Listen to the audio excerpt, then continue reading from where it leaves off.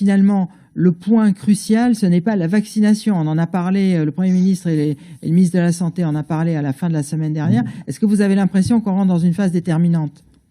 Absolument, et c'est ce qui me fait dire que je ne suis pas d'accord avec Monsieur le maire quand il disait que certains avaient dit que le vaccin ne servait à rien. Je n'ai jamais entendu ça. Et pour lui donner des exemples de personnes qui restent toujours sur la même ligne, je vais parler de moi. Dès le 3 avril 2020, je me suis prononcé pour la vaccination obligatoire. À l'exception de certificats médicaux délivrés par des médecins pour des gens qui auraient des contre-indications, tout le monde devrait être vacciné. Comme on le fait aux enfants, comme on le faisait quand on rentrait à l'armée. Je me suis toujours prononcé là-dessus. Et c'est pas quelques millions de doses qu'il nous faut.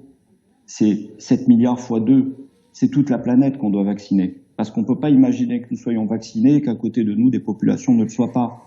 Je reprends le mot du pape François dans son encyclique Fratelli Tutti, où il dit on ne peut pas se construire sur les ruines de son voisin. Et la réalité, c'est que le vaccin, c'est une des solutions. Cette solution, elle passera par une vaccination mondiale. C'est 14 milliards de doses qu'il nous faut. Il faut que chacun comprenne que ça va être difficile à réunir et qu'il faut être patient. Et dans cette crise, et vous l'avez montré tout à l'heure, la résilience des hôpitaux, la tension qu'il y a dans les hôpitaux, nous appelle à la plus grande prudence et au plus grand respect face à cette maladie face à laquelle nous sommes rien.